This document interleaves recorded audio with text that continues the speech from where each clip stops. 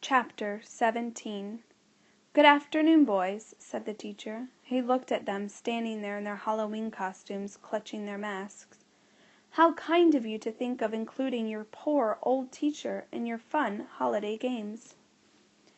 "But we didn't know," protested Zit. The other two looked too surprised to speak. "We wouldn't have not if we'd known this was a teacher's house." "Don't you worry," said Dr. Reaper with a forced chuckle. "I like to see young people enjoying themselves." He waved a hand around to clear a bit of the lingering smelly smoke. "I'm afraid you've interrupted me just as I was in the middle of something. That's why it's a little foggy around here." "Ugh! Were you cooking?" said Whippet unhappily. "It stinks here." "No, not cooking. Well, not food anyway," said Dr. Reaper. "I was doing an experiment. I should get back to it, and I shouldn't keep you here. I'm sure you have other people in the neighborhood to delight with your amusing tricks." "What about—" said Ringo, trailing off deliberately. "Oh, yes," said Dr. Reaper. "Why don't you boys come and wait on the doorstep while I get something? I'll only be a moment." The boys followed him as far as the open front door, where they hovered while Dr. Reaper went in. "What's going on?" Whippet hissed to Ringo as they waited.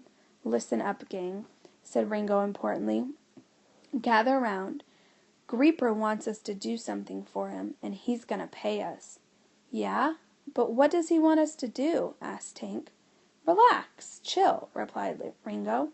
"It's nothing. He just wants us to deliver a letter to the house with the weirdo in the spacesuit. And he'll pay us for that." Squeak. "Zit? Why?" "I don't know," admitted Ringo. "And I don't really care. It's money, isn't it? That's what matters." They waited for a little longer. The minutes ticked by, and there was still no sign of Creeper. Ringo peeked through the front door. "Let's go in," he said. "We can't do that," exclaimed the others. "Yeah, we can," said Ringo, his eyes sparkling with mischief. "Just think, at school we can tell everyone we've been inside Creeper's house. Let's see if we can take something of his. Come on." He tiptoed into the house, stopped, and beckoned furiously to the others to follow. One by one they sidled through the front door. Inside they saw a hallway with several doors leading off it.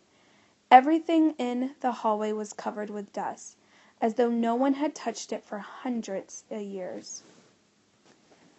"This way," ordered Ringo, snickering with glee. He set off down the hallway, stopping in front of one of the doors. "I wonder what the old doc keeps in here." He pushed it open. "Well, well, what's all this?" he said, a sly smile spreading across his face as he peered in. "Seems like there's more to the doc than meets the eye." The other boys crowded around him to see what lay in the room beyond, their eyes widening as they took in the strange scene before them. "Wow," said Zit. "What's in there?" But before anyone could answer, Dr. Reaper had reappeared in the hallway behind him. "I asked you," he said in the scariest voice imaginable, "to wait outside." Sorry, sir," said the boys, quickly whipping around to face him. "Did I invite you into my house? I don't think so.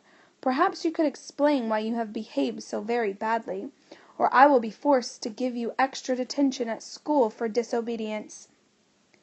Sir," said Ringo very fast. "We were waiting outside, but we were so interested to know. The experiment you talked about earlier. We wanted to come in and see." "You were?" said Dr. Reaper suspiciously. "Oh, yes, sir," chorused the boys enthusiastically. "I wasn't sure that any of you were interested in science," said Dr. Reaper, sounding a little happier. "Oh, sir, we love science," Ringo assured him fervently. "Tank here wants to be a scientist when he grows up." Tank looked rather startled, but then tried to compose his face into what he'd hoped was an intelligent expression. "Really?"